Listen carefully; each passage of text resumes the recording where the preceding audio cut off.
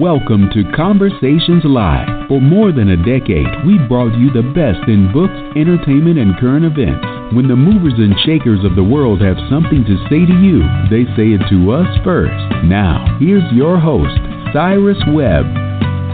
And welcome back, everyone, to Conversations Live. I'm your host, Cyrus Webb. Glad you all could join us once again. Whether you're tuning in on the radio dial here in Mississippi at WYAD 94.1 FM, we welcome you all back to our program, as well as tuning in through our online affiliates around the world. We're glad to have all of you with us as well. You know, we've all heard the saying that practice makes perfect, but there's definitely a lot more that goes into life and success than just practice. The dedication has to be there, as well as the will to be able to move forward. Our next guest definitely knows this firsthand. I'm excited to welcome David Hallberg to our program today. He's making his first appearance on our program. You know him, of course, because of his work with the American Ballet Theater, but also what he's been able to do to inspire other people as well.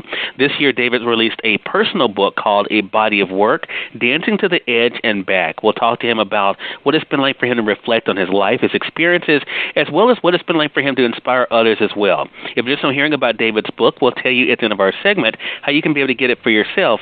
But David, hello to you and welcome to the program. Thank you. Great to be on the show. Thank you for having me. Oh, David, glad to do it. You know, I'm always excited to speak to creatives because I think that there's so much that we can learn from them, no matter, you know, what it is that their profession might be or what their passion might be. You've been out talking about your own personal story, David, with this book, A Body of Work. What has it been like for you already to see the way that you've been able to inspire people through your story? Yeah, it's been so fascinating. You know, I've been engrossed in the book for 5 years, and so to come out the other end and to, you know, share the story and just be so ready to share the story.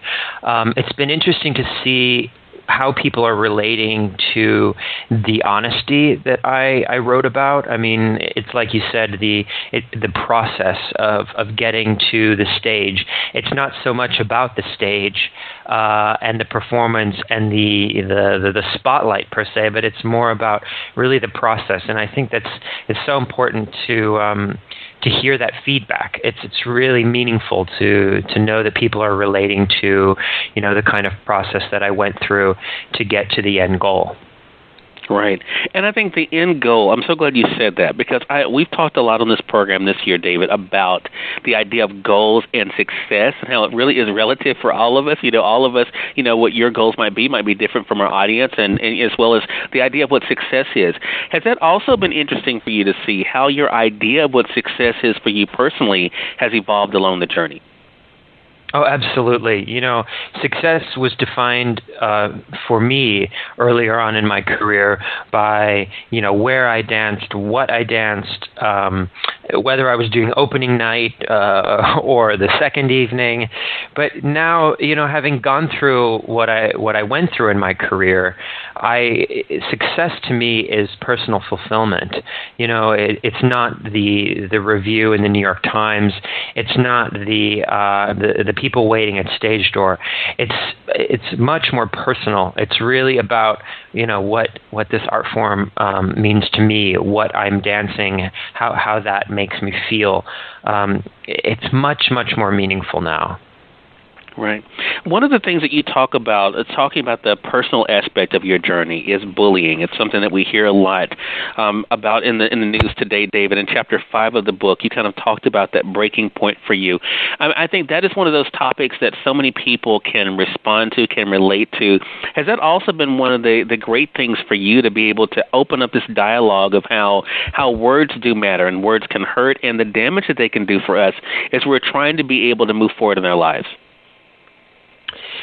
Yeah, you know, with the book, I've really I had to look back on these scarring incidents that happened to me when I was a child. I didn't know why I was being bullied when I was young, but I was certainly a target. And, you know, it as an adult now, it's really important for me to portray to dancers who have an inspiration to dance and are being bullied in school to never veer away from what truly makes them happy. And I think that's something that I was able to conquer.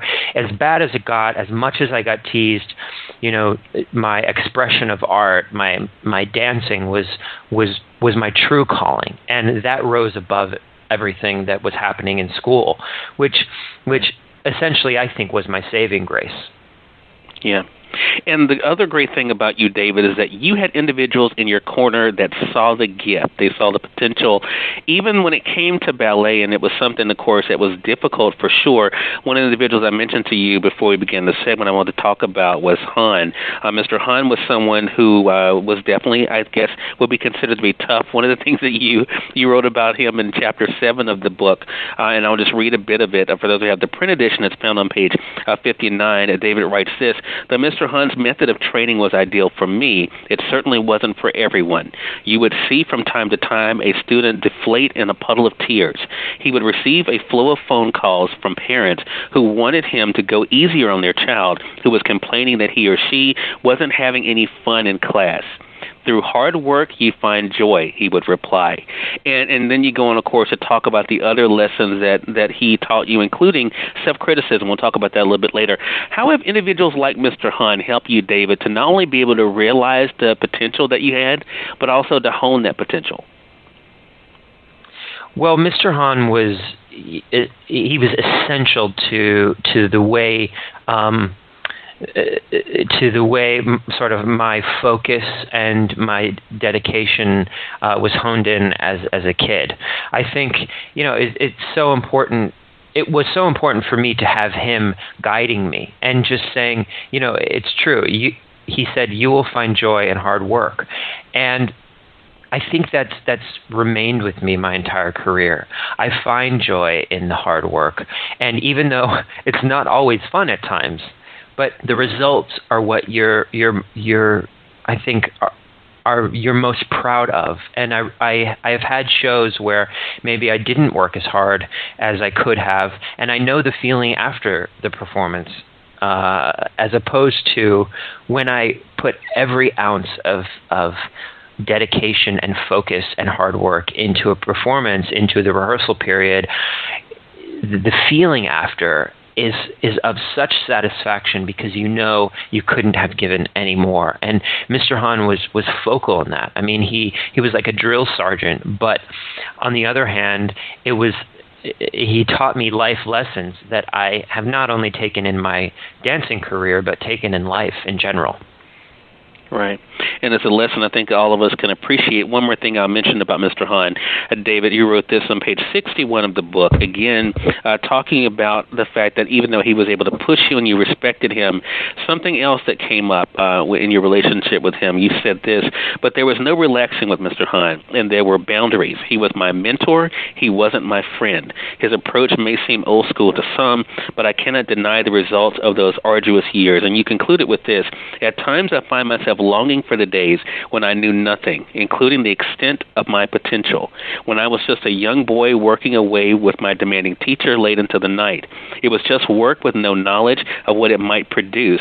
Sometimes ignorance really is bliss." That sentence really struck me, and I thought about it later on in the book, David, because as you were able to grow into that potential and your star rose, it seemed as though you became more aware of that. What was it like for you to be able to kind of reflect on, especially the part of where you said it was just work with no knowledge of what it might produce, realizing that potential was something that other people saw that they wanted to see you grow?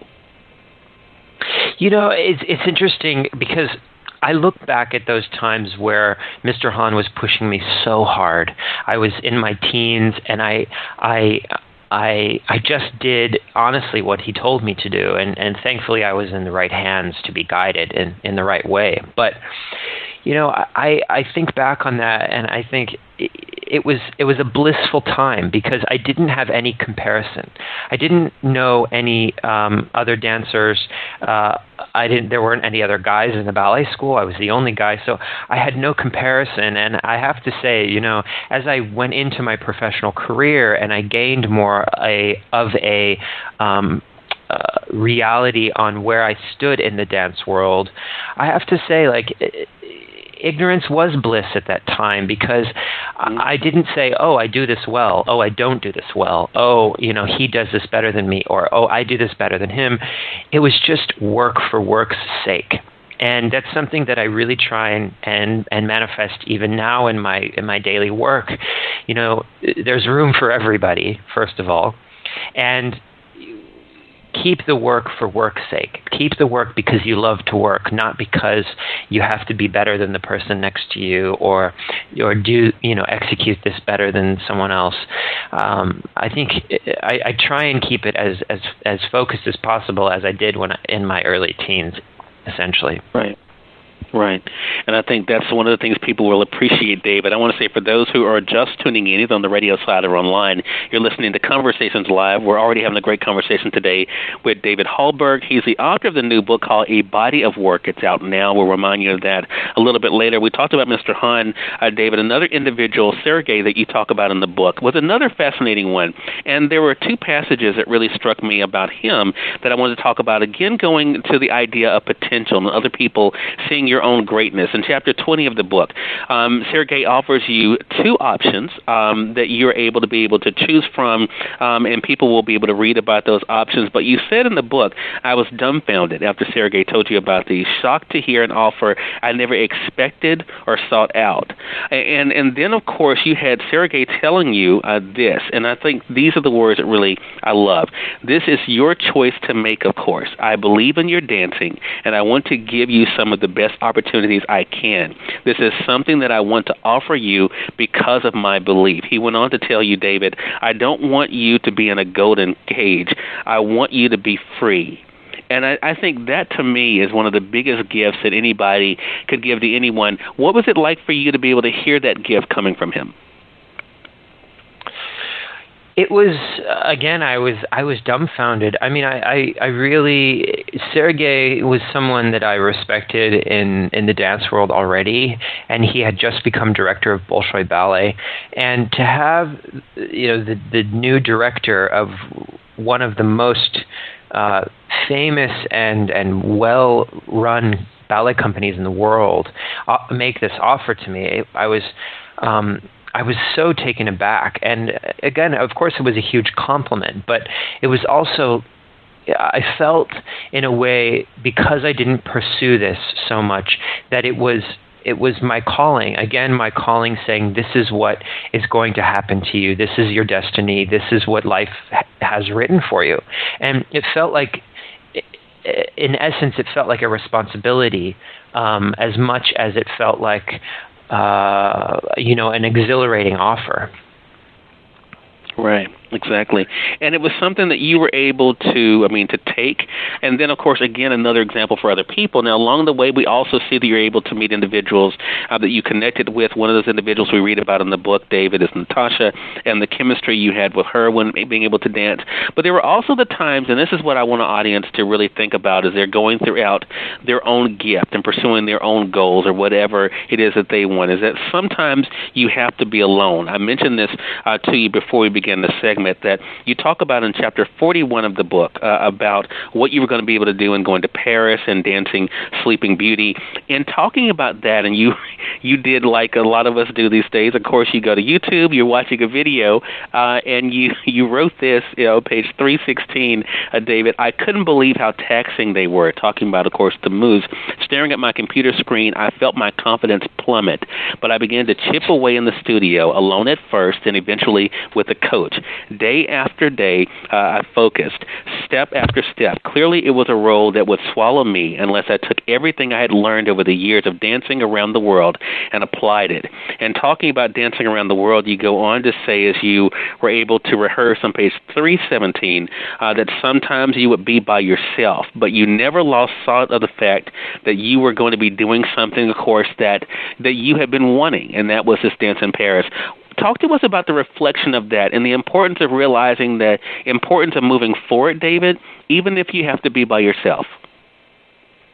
Yeah, I've realized that, a lot of my career has been in solitude, in a way that, I have learned that you absolutely have to manifest your own your own future. I mean, you can't expect, or I couldn't expect, a role as taxing as Sleeping Beauty that I was doing in Paris to just come. I couldn't just show up and devote the hours that they've given me with a coach and a rehearsal pianist. I had to go in the studio alone and suss out each step one by one and toil away until it was at a level that I could actually go in and start to rehearse it with someone, and I have to say, after those shows in Paris, it's exactly what I spoke about before. Those were a series of performances that I felt I was so satisfied, because I knew that I couldn't have given any more in terms of my preparation and in terms of how I prepared for the role. And it was all the time in the studio alone that really paid off. It was the mental preparation and the dedication and the focus. And it's something that I've learned so much throughout the career, is that the more focused you are on one thing, the better result you will have. Not 17 things at once, but one thing at a time, and total focus and dedication with that thing. For sure. I think that's such a great lesson. Could you have imagined, I know, David, that now you are using the platform that you have in the public to be able to inspire others, especially through the work you're able to do with your scholarship, but could you have imagined that just by your going for your own goals, achieving your own dreams, that you would be such an inspiration to other people? No, I couldn't have really imagined it, but I feel like as time has marched on, I feel even more a sense of responsibility. It's that fork in the road where you sort of enjoy the ride and you enjoy the performances and the spotlight and all of that, or you take the platform that you've been given, like you said, and you offer guidance and mentorship and opportunity to people around you that possibly look up to you or need advice. And I have to say, I get so much fulfillment out of guiding and helping and mentoring other dancers or artists, whatever that may be. I get so much fulfillment out of owning up to that responsibility. And I really, it's certainly a huge step forward for me, especially with this book and with my career post dancing. I really want to guide the future of dance and the future of dancers. Right. You talk about in Chapter 47, the last mention now, our reference in this conversation, David, about the another option. Of course, we mentioned earlier about the options that Sergei had given you. In Chapter 47, you share with us the options of retiring or fighting. And I think, there it has to be a difficult thing when you kind of look at all that you've been able to do, but also something to be able to be proud of for sure. We talk about on this show about how if you fall down, that old saying of, you fall down 7 times, you get up 8. Is that one of the messages that you hope that our audience takes away, as well as those that you mentor take away, David, the importance of not allowing a setback to stop you? Oh, I certainly learned that firsthand. I had a harrowing injury that almost cost me my career. It lasted 2.5 years, which is an epic time in the peak of someone's dancing career. But during those 2.5 years, it's interesting because I've asked myself, I said, well, what kept me going? Why didn't I throw in the towel? From an injury that should have been 6 months, which lasted 2.5 years, why didn't I just give up? Like, it just wasn't happening. And I have to say, like, it's that, again, that focus and that determination to say, no, I will do this. This is not how I want to go out. This is not how I want to end my dancing career. I will manifest my future. And I am so happy to report that after 2.5 years, I'm back on stage. I have this message to say in this book about that injury and that time, and I'm just grateful to be dancing again in a completely new light. Right. What a powerful story, and what a powerful journey you've been on, David, and what an inspiring one, I think, for people, no matter, again, as we said at the beginning of the conversation, regardless of what their profession might be. Again, everyone, David Hallberg has been our guest.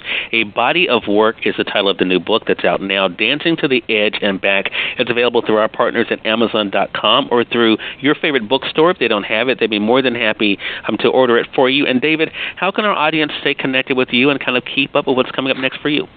Well, absolutely through social media. I'm on Instagram, Twitter, and Facebook, and through my website, davidhallberg.com. Performance is listed there, and an inside look into my daily routine and my career and the book. All right. Well, David, thanks again. Really enjoyed the conversation, and looking forward to speaking with you again. Thank you so much. Thank you for having me. Okay, more than welcome. And we thank your audience for tuning in to another great segment of Conversations Live.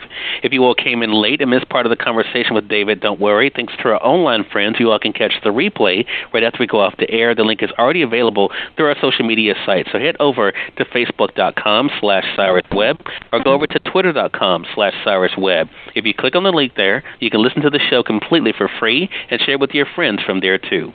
Until next time, I'm your host, Cyrus Webb, saying, as always, enjoy your day, enjoy your life, enjoy your world. Make sure you take out time to enjoy some good music as well as a great book. Thank you all for choosing Conversations Live. You all make it a great one.